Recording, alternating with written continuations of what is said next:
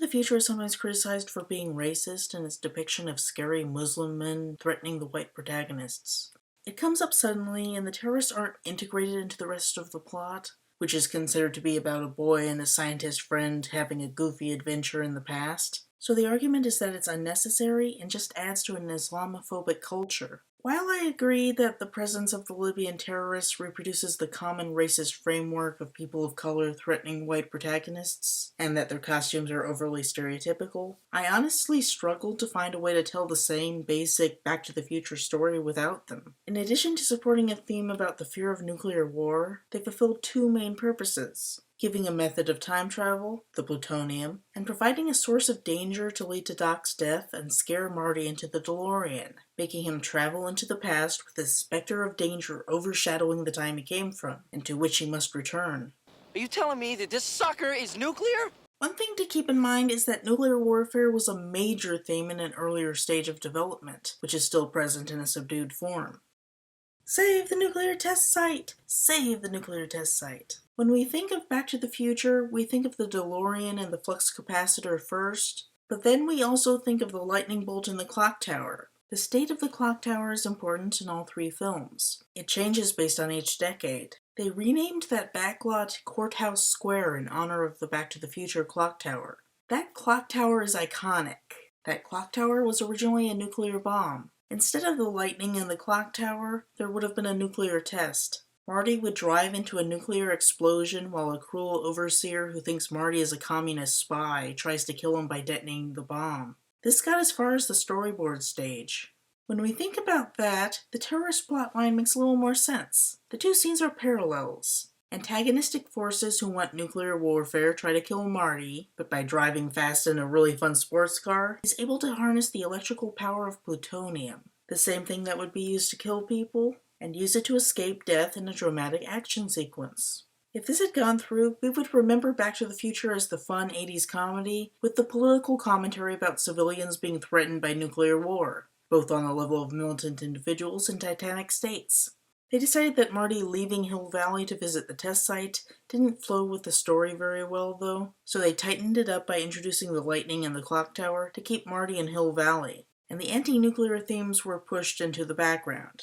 It's still a movie with themes about the fear of nuclear attack, it's just that the theme is more subtle than it used to be. You have to watch a little more closely than you would have if they just stuck a big friggin' bomb in the movie, but it's still there.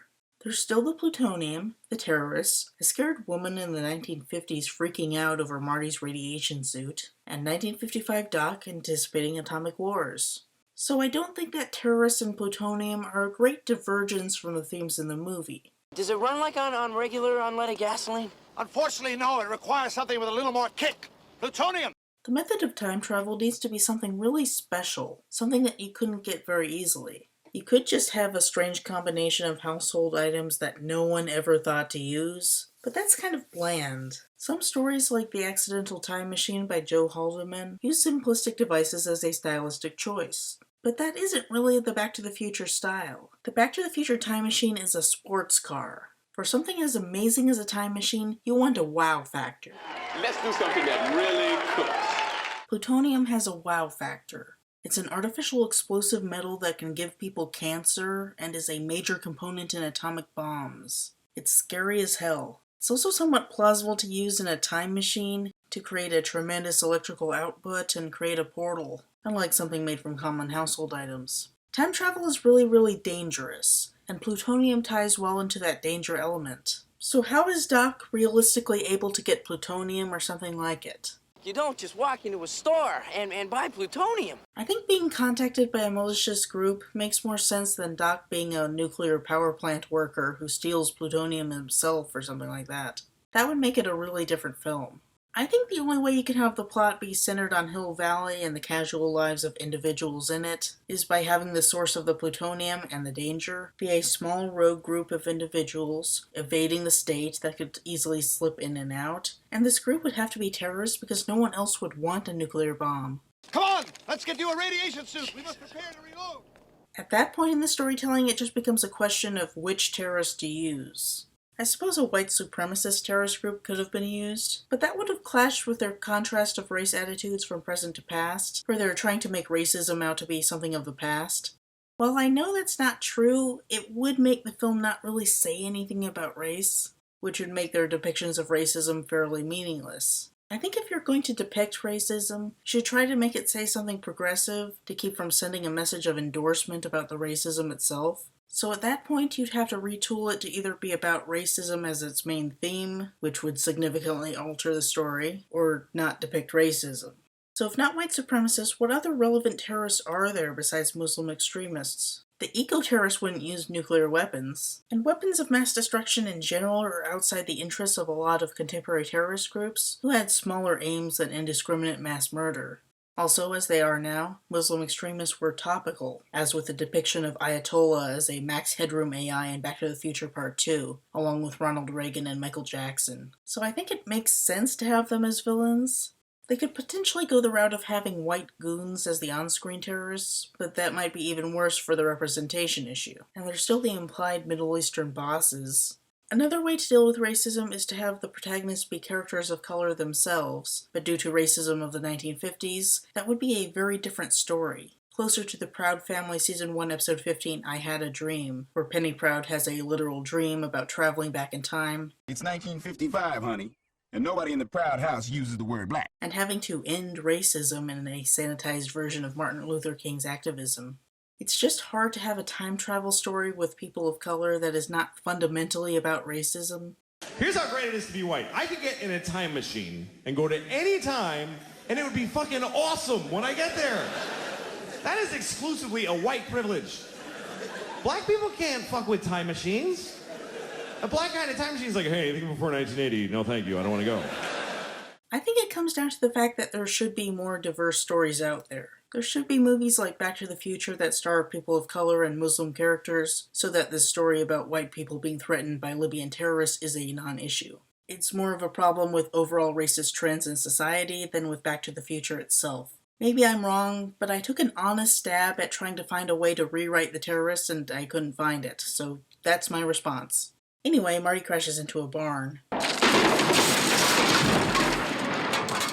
This wakes up the Peabody family, who gather around the crashed DeLorean, which looks nothing like a contemporary car. The young boy, named Sherman Peabody, after the time-traveling Sherman and Mr. Peabody characters in Rocky and Bullwinkle cartoons, holds up a science fiction comic featuring a spaceship that kind of looks like the DeLorean, and a spaceman that kind of looks like Marty's radiation suit, which causes trouble when Marty exits the car. The Peabody family act according to traditional gender roles. The girl is passive, while the boy actively tells his family what's going on, as far as he knows. The mother screams loudly. The girl screams too. Though the father does too, he's not heard as loudly as the woman, and then he gets out his shotgun. The boy always stays calm under pressure.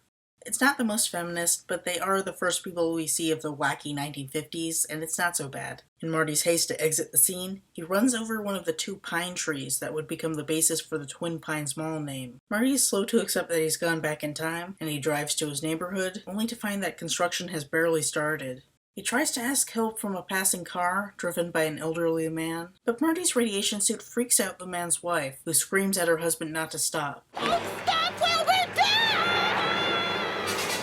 In this case, the woman has an active part in the comedy, while the man is passive. The freaked out woman is a common comedic trope, as with the Jenny Hall character in The Invisible Man. Or the random shrieking woman in Arthur. My husband has a gun! Oh, sure it has, madam. For all I know, you shot it while you scream.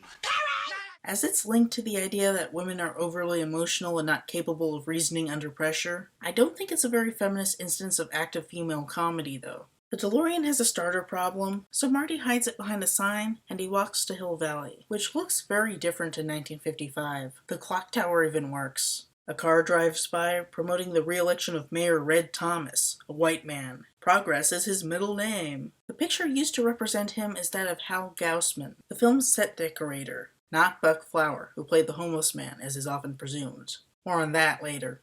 Much later.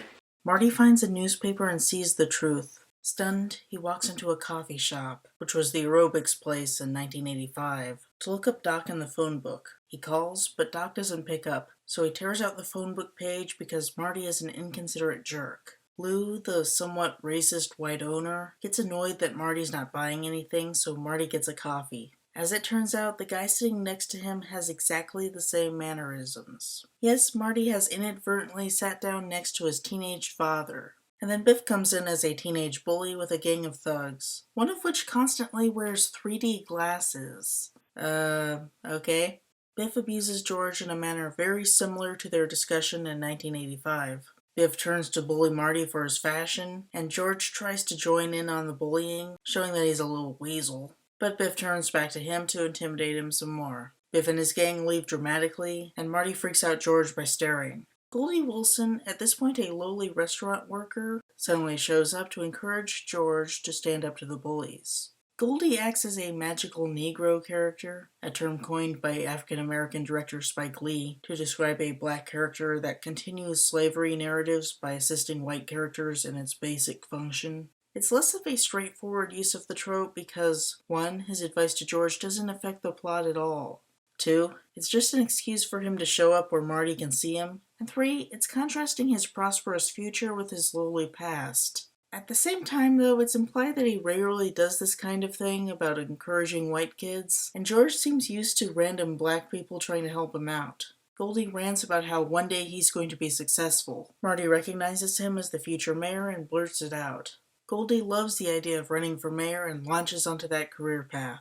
Lou laughs at the idea of a black person being mayor, but Goldie won't be discouraged. This scene is often criticized for being racist because Goldie doesn't have the ambition to be mayor until Marty suggests it. It seems to say that, yes, black people ascend the hierarchy, but only when white people encourage it. I have to say that this is a reasonable interpretation for what we know at this point in the film, but it will be contradicted later on. It really comes down to what kind of time travel is in play. Is everything set, like in the final countdown, or can you change the past? There's a clue with the pine trees, where Marty kills one, making it so that the name Twin Pines Mall doesn't make any sense anymore. At this point, though, we don't know. Given that Marty gives Goldie the inspiration to do what we know he ends up doing, it seems like time is set, and Marty just caused something to happen that he accepts as part of his reality in 1985. Basically, it seems like we're seeing how it went the first time. The interpretation of racism logically follows. Though we find out later that you can change the past, the film flirts with the idea of time being set, and I can understand the impression of racism persisting because insulting things stick with you. The truth is, though, Goldie starts out ambitious, and Marty just puts him on the road to becoming mayor a bit sooner than he otherwise would. Man, Goldie Wilson, like the sound of that. The movie does have a depiction of racism, though. Black people are portrayed as downtrodden, and Lou can't imagine a black man as mayor. Goldie represents black people rising past that, and there's a general positivity to the scene. The racism depicted is definitely sanitized to keep the feeling of positivity. While I think that the film works best with minimal drama, a few more negative scenes were rightfully edited out, I think that the depiction of racism could be a little more negative to show the bad side of 1955 and emphasize how 1985 is better with Goldie able to be a respected leader of the community. Now it seems like Goldie's a fun-loving black worker who gives advice to random white people, similar to a character from Animorphs Season 1, Episode 16, Tobias. George heads off on his bicycle, and Marty chases after him. Why? Because he has no idea what he's doing, that's why. He's an idiot. Marty catches up with George's bike and finds George in a tree with a pair of binoculars. In Lorraine's story about meeting George, she mentioned him bird watching. Here we see that he was deceptive, and he's actually a creeper, staring voyeuristically at Lorraine changing. Told you he's a little weasel. He's a peeping Tom. George falls down into the road. As with Lorraine's story, her father is about to hit him, but Marty doesn't think, again, and knocks him out of the way, getting hit himself. George, the little weasel, doesn't stick around to take responsibility, and Lorraine's father takes the unconscious Marty home to take care of him.